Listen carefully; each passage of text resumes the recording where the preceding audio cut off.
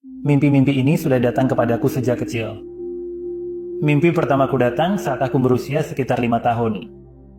Setelah itu, ketika aku berusia 10 atau 11 tahun, aku juga mulai punya keinginan untuk bisa melihat Khatamun Nabiin, Nabi Muhammad SAW dalam mimpiku.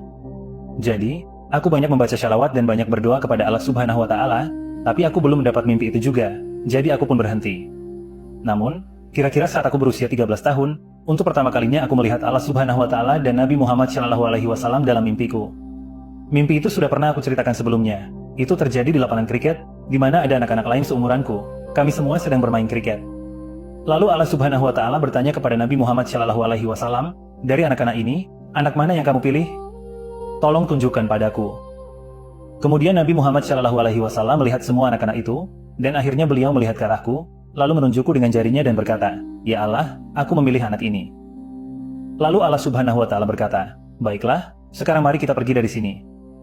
Kemudian keduanya pergi, tapi aku tetap berdiri di sana, berpikir, mengapa Nabi Muhammad SAW memilihku? Padahal ada anak-anak lain yang lebih baik dariku, tapi mengapa tidak memilih mereka? Disitulah mimpinya berakhir. Setelah itu, aku masih mendapat mimpi-mimpi. Kadang mimpi hujan turun, kadang ada seseorang yang mengejarku, dan Allah Subhanahu wa Ta'ala menyelamatkanku dari orang itu. Belakangan aku baru tahu bahwa sebenarnya itu adalah Dajjal. Lalu, ketika aku berusia 17 tahun, rangkaian mimpi ini terus berlanjut. Maksudnya, mimpi-mimpi ini tidak pernah berhenti sejak saat itu hingga sekarang. Bahkan jika aku tidur hanya 15 atau 20 menit, pasti aku mendapat mimpi, entah itu mimpi kecil atau besar. Jadi, rangkaian mimpi ini masih terus berlanjut sampai hari ini, dan di dalamnya, Nabi Muhammad SAW dan Allah Subhanahu wa Ta'ala, sebagian mimpi yang aku alami memang ada kehadiran mereka, dan ada juga mimpi-mimpi lain di mana mereka tidak hadir, lalu mimpi-mimpi itu nantinya menjadi kenyataan. Jadi aku selalu berpikir bahwa janji-janji Allah Subhanahu wa Ta'ala itu nyata. Ada satu mimpi di mana untuk pertama kalinya Allah Subhanahu wa Ta'ala berbicara langsung kepadaku, dan dalam mimpi itu Allah Subhanahu wa Ta'ala menyebutkan tentang janji-janjinya. Mimpi itu aku alami pada tahun 1994. Dalam mimpi itu, Allah Subhanahu wa Ta'ala berkata, "Qasim, janji-janji yang telah aku buat denganmu, aku pasti akan menepatinya. Dan jika aku tidak bisa menepati janjiku, maka aku bukanlah raja seluruh alam semesta." Kata-kata Allah Subhanahu wa Ta'ala itu masih aku ingat persis sampai hari ini. Jadi, aku dulu berpikir bahwa janji-janji Allah Subhanahu wa Ta'ala itu hanya sebatas itu saja. Misalnya ada seorang gadis yang sering muncul dalam mimpiku. Jadi aku mengira janji Allah Subhanahu wa Ta'ala itu adalah aku akan menikah dengannya dan semuanya akan berakhir bahagia. Jadi aku sama sekali tidak pernah memikirkan ke arah lain, bahwa mimpi-mimpi yang Allah Subhanahu wa Ta'ala tunjukkan kepadaku tentang kiamat, yang bisa dikatakan adalah tanda-tanda besar kiamat, Ya'juj dan Ma'juj, Dajjal, Isa alaihissalam, dan mimpi-mimpi tentang hari kiamat, aku tidak pernah benar-benar memperhatikan mimpi-mimpi itu. Mimpi-mimpi seperti itu aku alami antara tahun 2003 sampai 2005. Sangat banyak mimpi tentang Dajjal, Isa alaihissalam, Ya'juj dan Ma'juj, tanda-tanda kiamat, Ghazwatul Hind, dan mimpi-mimpi tentang hari kiamat. Aku tidak pernah berpikir bahwa janji-janji Allah Subhanahu wa Ta'ala juga bisa berkaitan dengan hal-hal itu. Lalu pada tahun 2013, ketika gadis itu meninggalkanku, aku pun benar-benar yakin bahwa aku tidak akan pernah bersatu dengannya. Setelah itu, aku seperti berada dalam situasi mimpi buruk, hanya bisa memegangi kepala dan duduk termenung, merasa bahwa seluruh hidupku sudah sia-sia. Waktu yang sudah berlalu tidak akan pernah kembali lagi. Pada Januari 2014, Allah Subhanahu wa Ta'ala memberitahuku dalam mimpi bahwa, "Qasim, aku telah mengujimu selama 20 tahun melalui gadis itu. Aku ingin melihat apakah kamu termasuk orang yang berputus asa dari rahmat Allah atau tidak." Bahkan dalam mimpi itu, aku sempat sedikit mengeluh kepada Allah, bertanya, "Mengapa engkau mengujiku dengan seorang gadis?" Lalu Allah Subhanahu wa Ta'ala berkata, "Qasim, aku memang harus mengujimu selama bertahun-tahun, apapun caranya. Sekarang pulanglah ke rumah, istirahat dan nanti aku akan memberitahumu apa yang harus kamu lakukan selanjutnya." Kemudian, pada tanggal 20 atau 22 April 2014, untuk pertama kalinya Allah Subhanahu wa Ta'ala berkata padaku, "Qasim, mimpi-mimpi yang telah aku tunjukkan kepadamu, ceritakanlah kepada orang-orang. Aku ingin menunjukkan kepada dunia siapa dirimu." Jadi ketika aku bangun pagi, aku berkata, ini adalah perintah yang sangat aneh yang Allah Subhanahu wa Ta'ala berikan. Ini adalah perintah yang, maksudku, keluargaku sendiri tidak percaya. Lalu bagaimana orang yang bahkan tidak mengenalku bisa percaya pada mimpi-mimpi ini? Meskipun demikian, aku berkata, aku akan menunggu petunjuk dari Khatamun Nabi Muhammad SAW, apa yang akan beliau perintahkan. Lalu, sekitar 7 atau 10 hari kemudian, beliau juga datang dalam mimpi dan mengatakan hal yang sama, bahwa mimpi-mimpi yang Allah Subhanahu wa Ta'ala tunjukkan kepadamu, sampaikan kepada orang-orang. Karena Allah Subhanahu wa Ta'ala dan Muhammad SAW telah memberikan perintah yang sama kepadaku, maka aku memang tidak punya pilihan lain. Setelah itu, aku mulai membagikan mimpi-mimpi itu melalui email kepada keluarga dan orang-orang di sekitarku, tapi tidak ada yang percaya padaku. Akhirnya, pada bulan September, aku pun berhenti membagikan mimpi-mimpi itu lewat email. Lalu pada bulan Oktober 2014, dalam satu mimpi, aku berkata kepada Allah Subhanahu wa Ta'ala, "Ya Allah, tidak ada seorang pun yang percaya pada mimpi-mimpi ini dan aku hanya membuang-buang waktu saja." Lalu Allah Subhanahu wa Ta'ala berkata, "Tidak, Qasim. Ketika aku berniat melakukan sesuatu, maka aku pasti akan melakukannya, dan tidak ada seorang pun yang bisa menghalangiku." Setelah itu, Allah Subhanahu wa Ta'ala memanggil internet dan memerintahkannya, sebarkan mimpi-mimpi Qasim ini ke seluruh dunia. Maka internet pun menyebarkannya ke seluruh dunia. Setelah itu, pada Januari 2015, aku mulai membagikan mimpi-mimpiku secara online. Pertama, aku mendapat sedikit gambaran dari mimpi itu. Dan kedua, pada awal Desember, Hatamun Nabi Muhammad datang lagi dalam mimpiku pada malam yang sama dan beliau berkata kepadaku, "Qasim, ceritakan mimpimu kepada orang-orang untuk menyelamatkan Pakistan dan menyelamatkan Islam." Jadi, beliau datang lagi pada malam yang sama. Setiap kali Hatamun Nabi Muhammad SAW datang lagi dalam mimpiku pada malam yang sama, itu berarti aku harus melakukan hal tersebut. Jadi, pada Januari 2015 aku mulai membagikan mimpi-mimpi itu. Tapi di kolom komentar, aku menerima begitu banyak komentar buruk. Aku pun berpikir, aku tidak memulai membagikan mimpi-mimpi ini untuk menerima hinaan dari orang-orang. Jadi, sampai akhir Januari, aku benar-benar memutuskan bahwa aku akan berhenti membagikan mimpi-mimpi itu. Lalu pada tanggal 8 Februari 2015, dalam mimpi itu, aku melihat Hatamun Nabi Muhammad SAW, suara beliau terdengar sangat sedih, seolah-olah, jika saya meninggalkan pekerjaan ini, itu akan menjadi masalah besar bagi beliau. Lalu beliau berkata kepadaku, "Qasim, jangan pernah putus asa dari rahmat Allah Subhanahu wa Ta'ala, dan jangan tinggalkan pekerjaan ini, teruslah melakukannya. Allah Subhanahu wa Ta'ala sedang menolongmu dan kamu sudah sangat dekat dengan takdirmu." Ketika aku bangun pagi, aku berkata, "Demi Rasulullah SAW, nyawa pun akan aku persembahkan, ini hanya komentar-komentar buruk saja." Jadi aku lanjutkan pekerjaan ini, tapi tetap saja di hatiku ada perasaan, apa yang akan orang-orang ini lakukan? Karena komentar-komentar itu memang sangat buruk, bahkan sampai sekarang pun masih ada komentar buruk. Lalu pada bulan Maret 2015, Allah Subhanahu wa Ta'ala berkata dalam mimpiku, "Qasim, sampai kapan kamu akan terus berada dalam kegelapan ini? Keluarlah dan carilah tempat yang dipenuhi dengan rahmat dan berkahku." Jadi, aku sangat bahagia karena Allah datang untuk mengeluarkanku dari kegelapan ini. Jadi ketika aku keluar dari rumah, aku melihat ada 8 atau 10 singa lapar sebesar kerbau yang berkeliaran di sana. Maka aku lari kembali ke dalam rumah, aku berkata, mereka pasti akan memakanku hidup-hidup. Lalu aku masuk ke dalam dan mengadu kepada Allah Subhanahu wa Ta'ala. Pada saat yang sama, ada 3 anjing yang mulai menyerang dari jendela, tapi ada teralis, jadi mereka hanya menabrak teralis itu dan mundur. Kemudian aku berkata kepada Allah, "Ya Allah, di hadapan MU mereka menyerangku, dan engkau berkata bahwa singa-singa itu tidak akan melakukan apa-apa padaku." Lalu Allah Subhanahu wa Ta'ala membunuh mereka, dan kemudian Allah Subhanahu wa Ta'ala berkata kepadaku, "Qasim, lakukanlah pekerjaan yang telah aku perintahkan kepadamu, atau tetaplah di dalam kegelapan ini selamanya. Dan percayalah kepadaku, aku akan melindungimu dan mengantarkanmu dengan selamat ke tujuanmu." Setelah mengatakan itu, Allah Subhanahu wa Ta'ala pergi dari sana. Saat itu, aku duduk di lantai dekat dinding, menundukkan kepala di atas lututku, dan terus berpikir serta berkata pada diriku sendiri, jika aku tetap di sini pun, kematian tetap akan datang menjemputku di sini juga. Tapi seperti yang Allah Subhanahu wa Ta'ala katakan padaku, bahwa Dia akan melindungiku, maka aku harus percaya kepada Allah Subhanahu wa Ta'ala dan keluar. Jadi aku keluar, Allah Subhanahu wa Ta'ala terus melindungiku, dan aku pun sampai di tempat tujuan. Lalu Allah Subhanahu wa Ta'ala berkata kepadaku, "Qasim, bukankah aku sudah berkata bahwa aku akan mengantarmu dengan selamat sampai ke tujuan?" Lalu aku berkata kepada Allah, "Ya Allah, engkau benar. Engkau telah membuktikan ucapan MU, jadi di sini aku." Aku berkata kepada Allah Subhanahu wa Ta'ala bahwa besok aku akan menyelesaikan semua pekerjaanku. Lalu di sini, Allah Subhanahu wa Ta'ala dengan serius berkata kepadaku, "Baiklah Qasim, kalau begitu, setelah itu aku juga akan menegakkan hari kiamat."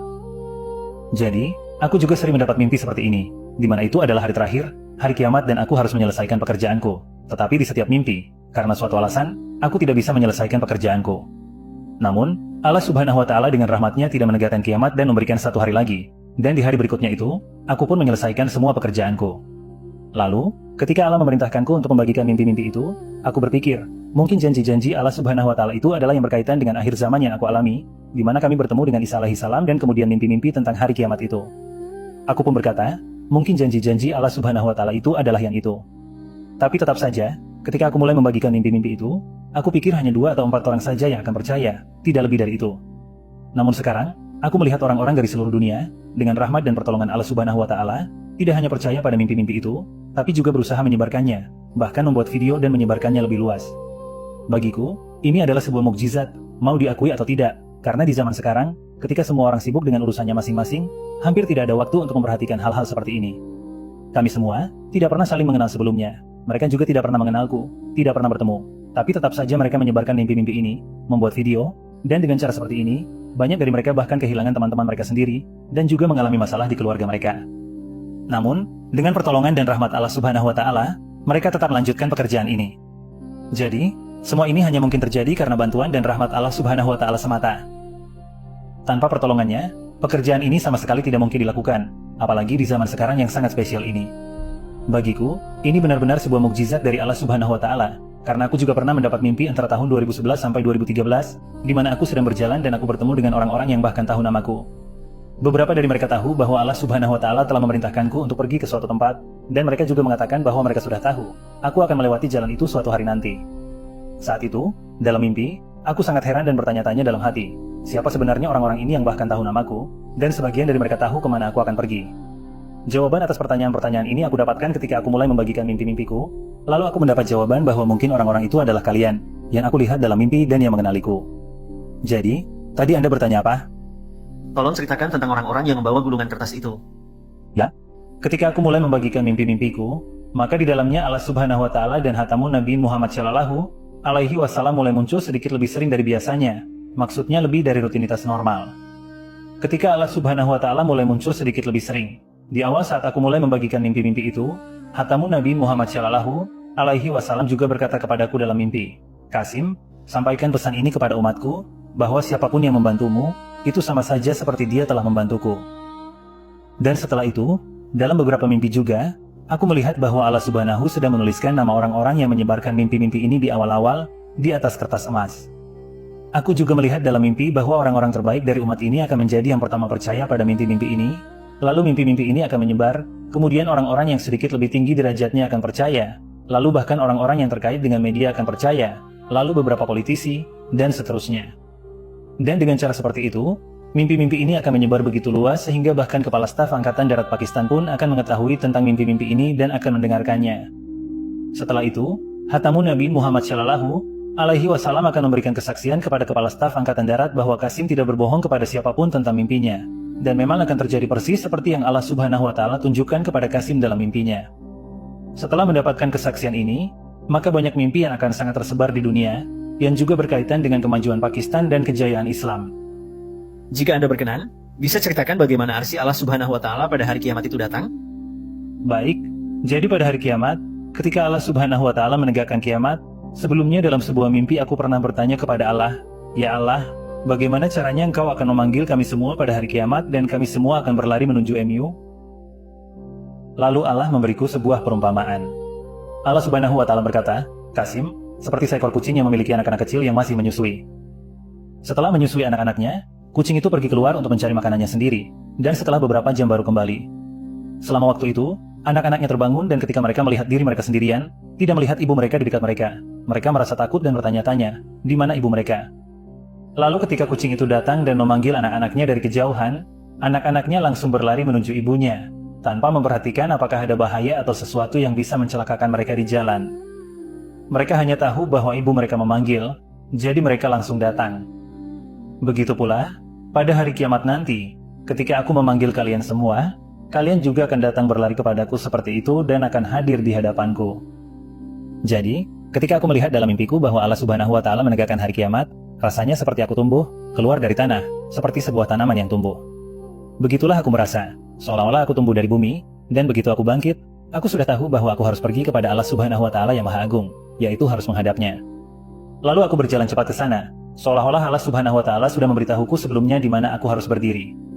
Jadi aku pergi ke sana dan berdiri di tempat itu, dan di sana, hatamun Nabi Muhammad Shallallahu Alaihi Wasallam sudah berdiri di depan. Jadi, pada hari kiamat, arsy Allah Subhanahu wa Ta'ala itu punya bayangan, seperti bayangan di waktu sore yang memanjang. Jadi, seperti ini adalah bayangan arsy Allah, dan di sini adalah padang mahsyar, lalu matahari ada di sisi ini dengan ukuran yang sangat besar. Ketika cahayanya datang seperti itu, maka bayangan dari arsy Allah Subhanahu wa Ta'ala menjadi bayangan yang panjang seperti ini. Jadi, yang paling depan adalah penutup para nabi, Muhammad Shallallahu Alaihi Wasallam, yang berdiri di sana. Lalu di belakang beliau adalah umat beliau, kemudian setelah itu Nabi Ibrahim alaihi salam dan umat beliau, lalu setelah itu semua nabi Allah dan umat mereka secara berurutan. Itulah yang aku lihat dalam mimpiku. Jumlah umat penutup para nabi, Muhammad Shallallahu Alaihi Wasallam, sangatlah banyak dibandingkan dengan umat para nabi lainnya. Jadi, aku berdiri di sana, dan bersamaku ada orang-orang yang juga bersamaku di dunia. Lalu kemudian, Nabi Muhammad Shallallahu Alaihi Wasallam datang ke sini untuk bertemu dengan kami. Semua orang yang ada di sana, semuanya bertemu langsung dengan penutup para nabi, Muhammad Shallallahu Alaihi Wasallam. Beliau berkata bahwa kalian telah bersama kasih di dunia dan telah berjuang untuk Islam. Maksudnya berkaitan dengan mimpi-mimpi yang datang waktu itu. Saat itu, aku sendiri tidak tahu apa sebenarnya amalan terakhir yang telah kami lakukan sehingga penutup para nabi, Muhammad Shallallahu Alaihi Wasallam, datang menemui kami lebih dulu. Jadi, pada saat itu aku tidak mengerti. Tapi sekarang aku paham bahwa mungkin itu adalah pekerjaan yang berkaitan dengan kejayaan Islam. Lalu, penutup para nabi, Muhammad Shallallahu Alaihi Wasallam, berkata kepada kami bahwa hari ini Allah Subhanahu Wa Taala akan membuat kalian bahagia. Allah Subhanahu Wa Taala akan menurunkan rahmat dan berkahnya kepada kalian. Jadi, seperti itulah yang aku lihat dalam mimpi itu, dan bahkan di dalam mimpi pun aku terus berpikir dan merasa heran, apa sebenarnya yang telah kami lakukan di dunia sehingga penutup para nabi, Muhammad Shallallahu Alaihi Wasallam, datang menemui kami. Jadi, mimpi itu seperti itu. Selain itu, ada juga banyak mimpi lain. Di dalamnya, ada sebuah area di mana semua orang kafir berdiri, dan leher mereka terbelenggu, seluruh tubuh mereka terikat rantai. Hari itu terasa sangat berat bagi mereka, tidak ada tempat berteduh untuk mereka, dan tanah pun terasa panas membakar mereka. Mereka benar-benar merasakan panas yang menyengat dari tanah. Perang Ghazwatul Hind dan India ini, aku sudah sering melihatnya dalam mimpiku. Sebenarnya perang ini bukanlah sesuatu yang kita inginkan atau kita cari sendiri. Pada dasarnya, perang ini dipaksakan kepada kita sendiri tidak punya keinginan untuk memulainya. Maksudnya di Pakistan saat itu, dengan rahmat Allah Subhanahu Wa Taala, Pakistan sedang berkembang dan rahmat serta berkah Allah Subhanahu Wa Taala sedang turun kepada Pakistan. Jadi, kita sama sekali tidak punya kebutuhan untuk pergi dan memulai perang dengan siapapun. Sekarang yang terjadi adalah, di Timur Tengah, perang-perang yang sedang berlangsung di sana, di mana Turki dan negara-negara Arab benar-benar hancur lebur, maka yang kita lakukan adalah berusaha membawa sebanyak mungkin Muslim dari sana ke Pakistan. Sebelum itu, aku ingin sedikit menjelaskan bahwa ketika Kepala Staf Angkatan Darat mendapat kesaksian tentang mimpi-mimpiku, maka pihak militer pun menjadi yakin bahwa Pakistan, di masa akhir zaman dan dalam peristiwa-peristiwa besar yang akan datang, akan memainkan peran yang sangat penting. Jadi, dalam kaitan itu, kemudian terjadi reformasi di Pakistan yang bisa Anda sebut sebagai sistem presidensial Islam. Dengan cara seperti itulah sistemnya berubah. Dan untuk pertanyaan kedua yang Anda ajukan, Allah Subhanahu Wa Taala telah menunjukkan kepadaku dalam mimpi bahwa selama kita belum membersihkan Pakistan dari syirik dan segala bentuknya, maka pertolongan Allah Subhanahu Wa Taala tidak akan datang. Sekarang yang terjadi adalah, setiap kali kita membuat rencana apapun, pertolongan Allah Subhanahu Wa Taala tidak bersama kita karena syirik itu sudah tersebar di mana-mana di Pakistan. Sekarang, syirik itu bukan hanya berarti menyekutukan Allah Subhanahu Wa Taala dengan sesuatu yang lain, patung-patung ini, berhala-berhala, dekorasi yang dibuat atas nama seni dan budaya, serta gambar-gambar besar yang kita pajang di papan reklame, semua benda fisik ini yang bisa Anda lihat di mana-mana, itu juga merupakan bentuk syirik. Sekarang, di Mekah, di Ka'bah itu sendiri, dulu ada 360 berhala yang diletakkan di sana. Jadi, apakah itu berhala-berhala yang dulu, atau berhala-berhala yang dibuat di zaman sekarang atas nama seni dan budaya, semuanya sama saja. Keberadaan atau eksistensi mereka itu tetap sama. Hanya bentuknya saja yang berbeda, tidak ada masalah lain, tidak ada perbedaan lain. Jika Anda lihat, di zaman sekarang, dari satu kota saja kamu bisa menemukan lebih dari 360 patung seperti itu. Jadi, hal-hal seperti ini semuanya hanya berbeda dalam bentuk saja. Sekarang, Nabi Ibrahim menghancurkan berhala-berhala itu. Sebenarnya, Nabi Ibrahim alaihissalam tidak punya keperluan pribadi untuk melakukannya, tapi beliau tetap menghancurkannya karena itu adalah perintah Allah. Beliau harus membersihkan tanah itu dari kesirikan, dan itu hanya bisa terjadi jika berhala-berhala dihancurkan, patung-patung dihilangkan, dan gambar-gambar dihapuskan. Sekarang, saya tidak mengatakan di sini bahwa orang-orang harus keluar dan menghancurkan sendiri. Ini adalah tugas pemerintah dan sebaiknya memang pemerintah yang melakukannya. Pemerintah juga yang seharusnya membuat aturan, misalnya siapapun yang menyimpan patung di tokonya atau memasang gambar-gambar yang tidak perlu, maka dia akan didenda atau dikenai sanksi sesuai aturan. Jadi, ketika Kepala Staf Angkatan Darat mendapatkan kesaksian, setelah itu Pakistan dibersihkan dari syirik dan segala bentuknya, lalu pertolongan Allah Subhanahu Wa Taala datang. Rencana-rencana yang kita buat pun mendapat bantuan dari Allah Subhanahu Wa Taala, sehingga Pakistan berkembang dengan pesat. Namun, di sisi lain, negara-negara Arab justru mengalami kehancuran, sementara Pakistan terus maju dan berkembang. Hal ini tidak bisa diterima oleh India, sehingga mereka mulai menyerang Pakistan. Pada saat itu, Allah Subhanahu wa Ta'ala kemudian mengirimkan 3.000 jet tempur berwarna hitam, dan ketika India melihat jet-jet tempur itu, mereka bahkan tidak berani menyerang Pakistan sendirian. Karena Pakistan sedang berkembang, negara-negara lain di dunia pun mulai merasa takut bahwa jika mereka tidak menghentikan Pakistan, suatu hari nanti Pakistan akan memerintah mereka. Karena mereka sudah menghancurkan negara-negara Arab, maka mereka pun bersekutu dengan India dan memaksakan perang besar terhadap Pakistan yang disebut sebagai Ghazwatul Hind. Dalam mimpi yang aku lihat, mungkin ada 100 bendera, 100 negara yang semuanya bersatu melawan Pakistan. Selama masa ini, populasi Pakistan juga bertambah karena orang-orang mulai menyadari bahwa ini adalah akhir zaman dan saat-saat Ghazwatul Hind akan tiba. Namun, meskipun begitu, di antara sebagian Muslim yang tinggal di Pakistan, tetap ada rasa takut apakah Pakistan akan selamat atau tidak, karena jumlah musuh sangat besar. Tapi Allah Subhanahu wa Ta'ala tetap membantu Pakistan, dan dalam perang ini, Khatamun Nabiyin Muhammad Shallallahu Alaihi Wasallam sendiri secara fisik ikut serta dan hadir dalam perang tersebut. Namun, hanya pemimpin saat itu atau beberapa orang terdekat saja yang tahu bahwa Khatamun Nabiyin Muhammad Shallallahu Alaihi Wasallam juga ikut dalam perang ini. Dalam mimpi yang aku lihat, kerugian Pakistan tidak lebih dari 10% dalam perang ini. Ketika perang dimulai, Allah Subhanahu wa Ta'ala memberikan pertolongan dan Pakistan berhasil mengalahkan India. Dalam mimpi yang aku lihat, kehancurannya sangat besar, sekitar 800 juta orang terbunuh, dan sebagian besar dari mereka adalah orang India. Setelah itu, aku melihat bahwa para wanita, anak-anak, dan orang tua dalam jumlah jutaan selamat dari perang tersebut. Dalam perang ini pun, kita mengikuti prinsip-prinsip yang telah ditetapkan oleh Nabi Muhammad Shallallahu Alaihi Wasallam dalam peperangan, yaitu kita tidak membunuh anak-anak, orang tua, dan wanita, sehingga mereka pun selamat. Kemudian mereka mengirim pesan kepada Pakistan, meminta agar mereka juga dibunuh atau diberikan perlindungan. Lalu pemerintah mengumumkan bahwa setiap pria boleh menikah 2, 3, atau 4 orang dan memberikan perlindungan kepada para wanita tersebut. Setelah itu, Pakistan pergi ke Timur Tengah dengan jet-jet tempur berwarna hitam dan mengalahkan Rusia serta Amerika di sana. Pakistan pun menjadi satu-satunya negara superpower di dunia. Dalam mimpi yang aku lihat, ketika kita hendak pergi ke Eropa, mereka langsung mengangkat tangan menyerah dan tidak mau berperang. Mereka berkata, "Silakan, datanglah dan pimpin kami." Semacam adegan seperti itulah yang terjadi. Lalu, ketika Pakistan menyebarkan Islam sejati dari Nabi Muhammad Shallallahu Alaihi Wasallam ke seluruh dunia, dunia pun dipenuhi dengan kedamaian. Tapi, awalnya itu semua akan dimulai dari Pakistan. Jadi, begitulah yang aku lihat dalam mimpi, bagaimana dunia dipenuhi dengan kedamaian. Beberapa tahun setelah itu, Dajjal muncul, lalu terjadi perang besar dengan Dajjal, di mana sekitar 2 hingga 2,5 miliar orang terbunuh, dan sebagian besar dari mereka adalah Muslim. Setelah itu, Nabi Isa alaihi salam datang. Dalam mimpiku, ketika Dajjal datang, Allah Subhanahu wa Ta'ala memerintahkan beberapa orang untuk dibawa ke gunung dan disembunyikan di sana.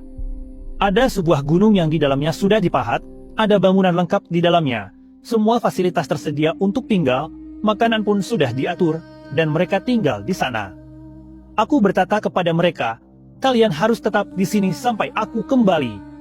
Lalu, ketika aku kembali, aku menaikkan mereka ke kereta, dan saat kami sedang dalam perjalanan dengan kereta itu, Ya'juj dan Ma'juj menyerang kereta kami di tengah jalan. Tapi Allah Subhanahu wa Ta'ala menyelamatkan kami dari Ya'juj dan Ma'juj, dan akhirnya kami sampai ke Nabi Isa alaihi salam dan mulai tinggal bersama beliau. Setelah itu, datanglah suatu penyakit yang dalam 2-3 minggu membuat semua muslim wafat dan kembali kepada Allah Subhanahu wa Ta'ala. Setelah itu, setan pun muncul dalam wujud manusia, dan orang-orang kafir, yaitu orang-orang terburuk dalam sejarah manusia, tetap ada. Ketika Nabi Isa alaihi salam datang, di satu sisi ada orang-orang terbaik dari umat ini, dan di sisi lain ada orang-orang terburuk dalam sejarah manusia. Setelah muslim tiada, setan datang dalam wujud manusia dan menyesatkan mereka, dan kepada orang-orang terburuk inilah Allah Subhanahu wa Ta'ala menegakkan kiamat. Begitulah yang aku lihat dalam mimpi. Adapun mimpi terbaru yang aku lihat 3 hari lalu, itu juga tentang jet tempur berwarna hitam. Dalam mimpi itu, perubahan sudah terjadi di Pakistan dan Pakistan mulai berkembang. Lalu, 3 jet tempur berwarna hitam datang, dan salah satunya pergi ke India. Untuk melakukan serangan, maksudnya, kita ingin agar sejak awal India diberi tekanan dengan memanfaatkan jet-jet ini, maka 1 jet tempur dikirim. Tapi India menjadi siaga dan mereka juga menerbangkan banyak jet tempur mereka sendiri. Jet tempur itu kemudian mengalami kerusakan di udara, bahkan sempat berhenti, lalu menunggu. Karena jumlah jet mereka lebih banyak, akhirnya jet itu kembali. Ketika jet itu kembali, India pun seperti biasa. Setelah memenangkan pertandingan melawan Pakistan, mereka mulai membuat keributan dan kegaduhan. Mereka pun membuat keributan, begitu juga dengan semua aksi mereka, dan jet-jet mereka juga melakukan aksi-aksi seperti menunjukkan bahwa mereka telah mengusir jet tempur kita. Tapi jet tempur itu, setelah kembali, terbang sangat rendah, benar-benar rendah. Ini pertama kalinya saya melihat jet tempur bisa berhenti di udara dan terbang sangat rendah. Misalnya ada sebuah gedung dan di bawahnya ada rumah-rumah di level itu, jet tempur itu melewati area pemukiman yang padat. Biasanya, jet tempur militer tidak terbang serendah itu di atas area pemukiman, tapi jet itu melakukannya. Saya pun berpikir, ini teknologi yang luar biasa, bukan hanya pada jetnya, tapi juga para pilotnya, tentu saja. Lalu perlahan-lahan, jet itu masuk ke wilayah India dan menembakkan 2 misil, 1 ke pangkalan militer India dan 1 lagi ke pangkalan udara. Kedua pangkalan itu hancur, lalu jet itu kembali ke markasnya. Jet itu kembali ke Pakistan tanpa India menyadari bahwa ada yang datang menyerang, lalu pergi. Aku juga melihat bahwa ketika jet itu terbang sangat rendah, radar pun tidak bisa mendeteksinya. Bahkan saat jet itu berada di ketinggian, radar mereka pada dasarnya tidak mampu mendeteksi posisi jet tersebut. Mereka hanya menerima sinyal bahwa ada perangkat atau pesawat musuh yang masuk ke wilayah mereka, tapi tidak tahu persis di mana lokasinya. Jadi, dengan cara seperti itulah pesawat itu kembali. Kemudian, para pilot jet tempur hitam itu datang, dan kita berbicara dengan mereka. Di situ mimpi itu berakhir. Ini adalah mimpi terbaruku. Akhir-akhir ini aku juga sering bermimpi tentang Imran Khan. Tapi satu hal yang pasti, selama negara ini belum dibersihkan dari syirik dan segala bentuknya, negara ini akan terus terpuruk. Orang-orang sering bertanya padaku, dan aku selalu menjawab bahwa selama kita belum membersihkan negara ini dari syirik, pertolongan Allah Subhanahu wa Ta'ala tidak akan datang. Jika pertolongan Allah Subhanahu wa Ta'ala tidak datang, itu artinya negara ini akan terus terpuruk. Jadi, yang aku rasakan, meskipun aku sebenarnya tidak ingin mengatakannya, tapi aku merasa bahwa di negara ini akan muncul lebih banyak masalah lagi.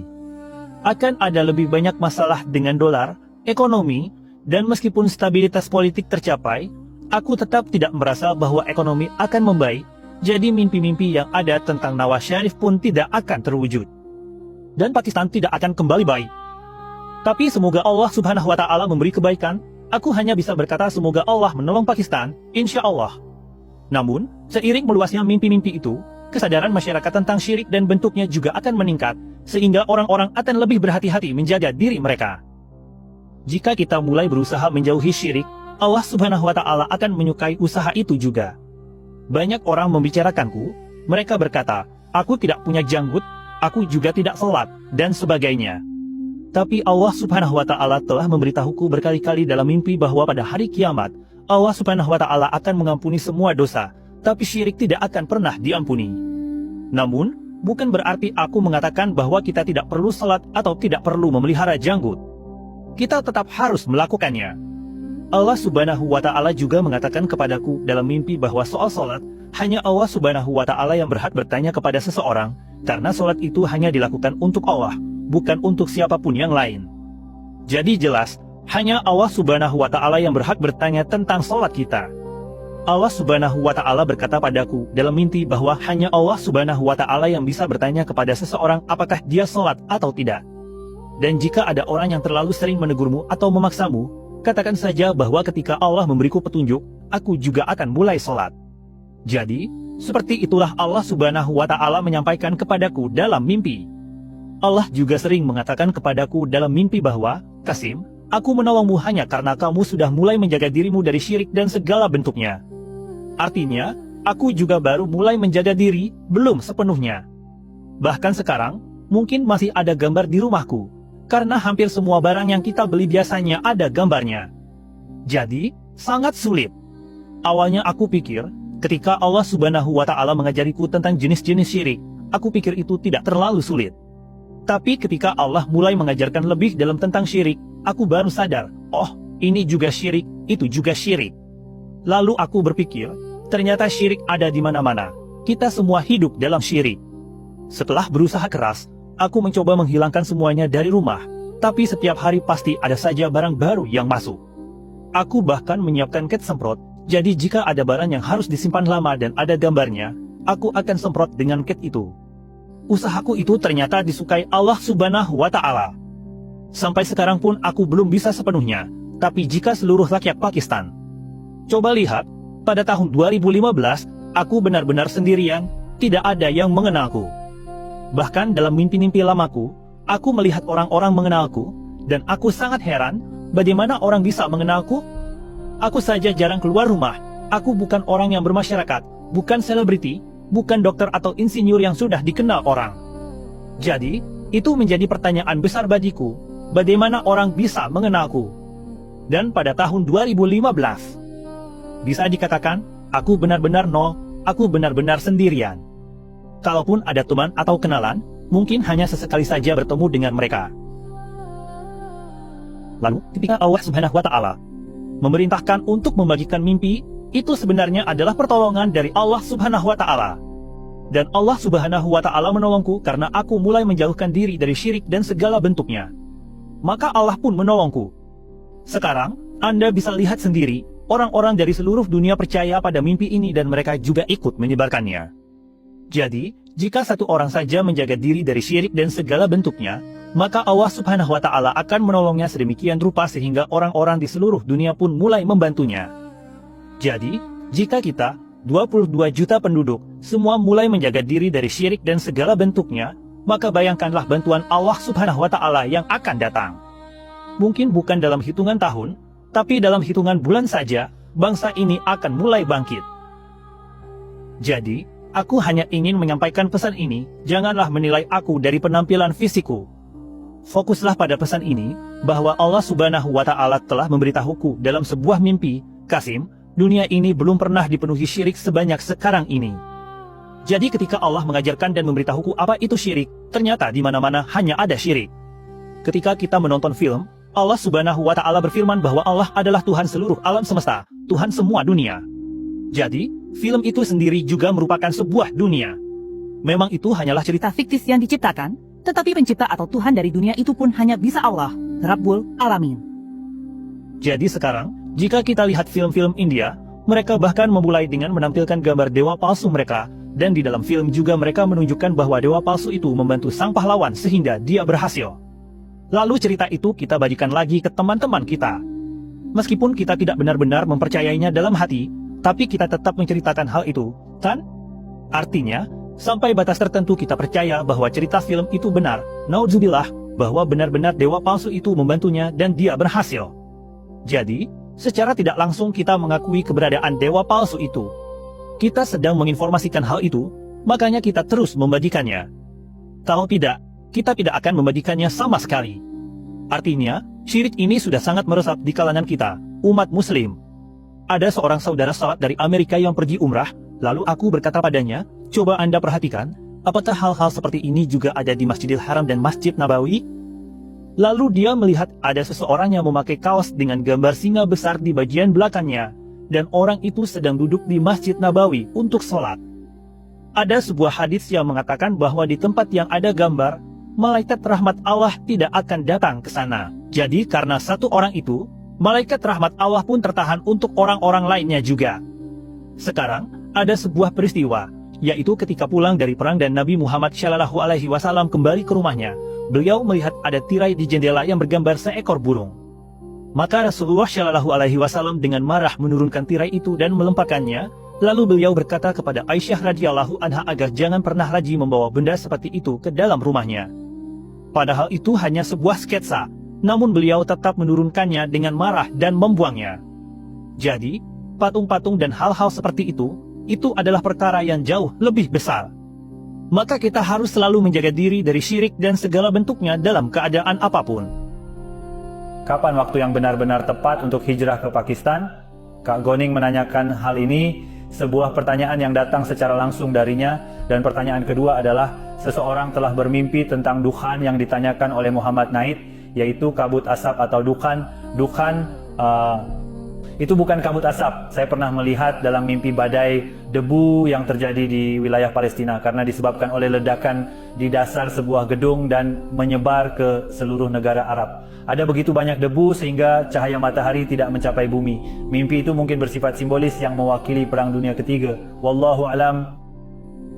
Waktu yang tepat untuk datang ke Pakistan adalah ketika kalian melihat mimpi-mimpi mulai banyak tersebar di kalangan orang-orang Pakistan. Dan ketika kondisi di Pakistan sudah mulai membaik, artinya ketika kalian melihat mimpi-mimpi semakin banyak tersebar dan orang-orang Pakistan mulai menghilangkan syirik dan bentuk-bentuknya dari negara, maka setelah itu pertolongan Allah Subhanahu wa Ta'ala akan datang ke Pakistan, insya Allah. Karena kalian bukan orang Pakistan yang akan datang ke Pakistan, maka akan sangat sulit bagi kalian untuk tinggal di sini dalam kondisi seperti saat ini. Dan situasi saat ini sedang tidak baik. Jadi ketika situasinya membaik, kalian bisa datang ke Pakistan, insya Allah. Untuk pertemuan Zoom, kami membicarakan tentang syirik dan bentuk-bentuknya. Dan saya menceritakan tentang bagaimana mimpi itu datang dan bagaimana Allah Subhanahu wa Ta'ala membantu kita. Dan kami berbicara tentang Ghazwatul Hind, kami berbicara tentang situasi terkini, dan saya berbagi mimpi terbaru saya tentang jet tempur hitam. Hasil pertemuan ini telah diterjemahkan oleh saudara Talha. Jadi insya Allah akan dibagikan, insya Allah. Baiklah Zishan, pertanyaan pertama Anda, apakah ada sesuatu yang ingin ditanyakan? Assalamualaikum saudara Qasim. Waalaikumsalam. Pertanyaan saya adalah seperti yang Anda lihat, dalam hal ini Kepala Staf Angkatan Darat muncul dalam mimpi Anda bersama Nabi Muhammad SAW. Dan kemudian setelah itu beliau bertemu dengan Anda dan Anda melakukan banyak diskusi dengan mereka. Pertanyaan saya di sini adalah, apakah mereka pernah memberitahukan kepada Anda strategi tertentu tentang langkah-langkah apa saja yang harus diambil terlebih dahulu dan langkah-langkah apa yang diambil setelahnya dalam rangka melakukan reformasi di Pakistan? Terima kasih banyak. Waalaikumsalam. Ketika Kepala Staf Angkatan Darat mendapatkan kesaksian, maka militer pun menjadi yakin bahwa dalam peristiwa-peristiwa yang akan datang, Pakistan harus memiliki tanggung jawab yang sangat besar. Dan untuk itu, hal yang paling penting adalah ekonomi Pakistan harus stabil terlebih dahulu. Jika ekonomi tidak berkembang dengan signifikan, hal-hal ini juga tidak akan terjadi. Bahkan dalam salah satu mimpi saya juga melihat Angkatan Darat Pakistan seharusnya menggandakan jumlah personelnya agar dapat menangani peristiwa yang akan datang dengan lebih mudah. Jadi selain tentang syirik, dalam banyak mimpi saya juga mendapatkan petunjuk tentang apa yang seharusnya dilakukan. Pertama-tama, seperti yang saya lihat dalam mimpi, bahwa kita harus membuat masyarakat golongan bawah, yaitu golongan miskin, menjadi sejahtera. Ketika kesejahteraan tercapai di tingkat bawah, dampaknya akan dirasakan hingga ke atas. Saya juga telah diperlihatkan dalam mimpi bagaimana kita dapat mengembangkan jalan dan sistem pembuangan limbah yang lebih efisien. Apa yang saya lihat dalam mimpi lama saya, bahwa kita akan membuat sebuah sistem ekonomi yang bahkan negara-negara Eropa dan Amerika pun akan terkejut dengan sistem seperti itu. Mereka bertanya, sistem apa yang mereka buat? Bahkan sistem kesehatan yang saya lihat dalam mimpi, kita memasang menara-menara seperti menara yang Anda lihat, yaitu menara-menara untuk jaringan seluler. Jadi menara-menara itu memindai orang-orang untuk mendeteksi apakah ada penyakit yang sedang berkembang tanpa mereka sadari. Karena seringkali orang tidak tahu sampai gejalanya muncul. Namun menara-menara itu bisa mendeteksi penyakit bahkan sebelum gejalanya muncul, dan mereka langsung memberikan peringatan di tahap awal untuk menangkap penyakit tersebut. Dan selain itu, di sekitar jalan-jalan juga ada mesin-mesin seperti, bisa dikatakan seperti asap, tapi bukan asap yang keluar, melainkan sesuatu yang bisa membunuh virus dan bakteri di sekitarnya. Karena berdasarkan penelitian, sebagian besar virus dan bakteri yang menyebar saat ini biasanya berpindah melalui jalan-jalan dan tempat-tempat seperti itu karena orang-orang lewat di sana. Jadi alat itu digunakan untuk tujuan tersebut. Dengan cara seperti itu mereka masuk ke saluran pembuangan, dan saya telah melihat sendiri bahwa di Pakistan ada begitu banyak kemakmuran sehingga Anda hampir tidak menemukan orang miskin atau seseorang yang benar-benar membutuhkan makanan atau hal-hal seperti itu. Begitu banyak rahmat dan berkah dari Allah yang saya saksikan, tetapi semua ini hanya terjadi ketika kita mulai melindungi diri kita dari syirik dan segala bentuknya. Karena dalam surah Saba, Allah Subhanahu wa Ta'ala menyebutkan sebuah kaum yang sangat makmur dalam segala hal, dan tidak ada keburukan di antara mereka. Semuanya adalah orang-orang saleh dan tidak ada satupun keburukan di antara mereka. Maka Allah telah memberikan mereka 2 kebun yang berbuah lebat, dan mereka menjual hasil kebun itu untuk menjalankan perekonomian mereka, dan seluruh kemakmuran yang mereka miliki berasal dari kebun-kebun tersebut. Namun, perlahan-lahan mereka mulai berkata bahwa kebun-kebun ini, hasil buah-buahan ini adalah karena usaha dan kerja keras mereka sendiri. Maka Allah Subhanahu wa Ta'ala membuat buah-buahan itu menjadi tidak berguna, dan kemudian Allah bertanya kepada kaum itu, "Sekarang pun kalian bekerja sekeras dulu, tapi mengapa sekarang buah-buahan itu tidak tumbuh seperti dulu, sehingga kalian bisa menjualnya atau memakannya?" Maksud dari cerita ini adalah ketika mereka mengalihkan tawakal dari Allah Subhanahu wa Ta'ala dan mulai mengandalkan kekuatan dan usaha mereka sendiri. Ini juga merupakan salah satu bentuk syirik, yaitu bertawakal kepada selain Allah Subhanahu wa Ta'ala. Jadi, selama kita tidak menjaga diri dari syirik dan berbagai bentuknya, lupakan saja bahwa Allah Subhanahu wa Ta'ala akan menolong kita, karena semuanya bergantung pada usaha mereka sendiri. Saya pikir ketika mimpi banyak tersebar, artinya banyak orang sudah mempercayai mimpi seperti berkumpul bersama di sana. Maka saya pikir jika seseorang juga ingin datang, maka kita juga akan mampu untuk membantu mereka. Jadi tanpa dukungan masyarakat lokal, maka akan sangat sulit bagi kalian semua untuk tinggal di Pakistan. Tetapi kondisi saat ini tentang penyebaran mimpi dengan rahmat Allah Subhanahu wa Ta'ala semakin banyak. Jadi meskipun orang-orang yang percaya pada mimpi di Pakistan sudah banyak saat ini, tetapi tetap saja saya katakan tunggu sebentar lagi. Jadi semakin banyak orang yang percaya pada mimpi, semakin mudah bagi kalian yang ingin datang lebih awal dan ingin untuk menetap di Pakistan akan semakin mudah karena kalian mendapat lebih banyak dukungan. Tapi untuk saat ini tetap saja saya akan katakan tunggulah waktu yang tepat untuk datang ke Pakistan, insya Allah. Dalam syirik pembicaraan juga termasuk di dalamnya. Orang-orang mengatakan bahwa mereka memberikan prioritas utama kepada Allah Subhanahu wa Ta'ala, tetapi perbuatan mereka tidak mencerminkan prioritas utama seperti yang seharusnya menjadi hak Allah. Mengapa demikian? Apa maksudnya? Orang juga melakukan syirik melalui ucapan. Mereka mengatakan bahwa mereka mengutamakan Allah Subhanahu wa Ta'ala, tetapi ketika bertindak mereka tidak mengutamakannya, melainkan lebih mengutamakan diri sendiri. Menurut saya, seperti yang juga dikatakan oleh saudara Irfan, hal ini termasuk dalam kategori ketidaktaatan atau maksiat, bukan syirik. Karena syirik itu adalah sesuatu seperti misalnya gambar-gambar, seperti jika seseorang mengatakan kepada orang lain bahwa dialah satu-satunya harapan, maksudnya dialah harapan terakhir kita, maka hal-hal seperti ini akan masuk dalam kategori syirik. Kita sebaiknya tidak mengatakan hal-hal seperti itu, karena kita adalah manusia, dan manusia kadang-kadang bisa lalai, tetapi niatnya bukan untuk nauzubillah melakukan syirik. Seperti saya juga, saya ini tipe orang yang malas dan lamban. Jadi sekarang saya juga kadang melakukan hal-hal seperti itu. Misalnya saya juga tertidur sehingga tidak bisa salat tepat waktu setelah azan. Hal-hal seperti ini memang termasuk dalam ketidaktaatan seperti yang dikatakan oleh saudara Irfan, tetapi ini tidak termasuk dalam kategori syirik. Yang termasuk dalam kategori syirik adalah hal-hal seperti kesombongan yang berlebihan dan mengatakan tentang seseorang bahwa dia adalah satu-satunya harapan terakhir. Hal-hal seperti inilah yang termasuk dalam kategori syirik. Misalnya saya pernah bermimpi di mana Allah Subhanahu wa Ta'ala berkata kepada saya bahwa ketika kamu berjalan, jangan berjalan dengan sombong, tetapi berjalanlah dengan rendah hati dan tundukkan kepalamu saat berjalan. Setelah itu saya mulai berjalan dengan penuh kerendahan hati, menundukkan kepala saya saat berjalan. Lalu seseorang bertanya, "Kenapa kamu selalu berjalan dengan menundukkan kepalamu?" Lalu dalam mimpi yang lain, Khatamun Nabiyyin Muhammad Shallallahu Alaihi Wasallam berkata kepadaku, "Qasim, tundukkanlah kepalamu saat berjalan dengan niat, bahwa jika aku bukan manusia dan tidak harus melakukan pekerjaan dunia atau beribadah, maka aku akan selalu bersujud di hadapan Allah Subhanahu wa taala. Maka berjalanlah dengan menundukkan kepala dengan niat seperti itu.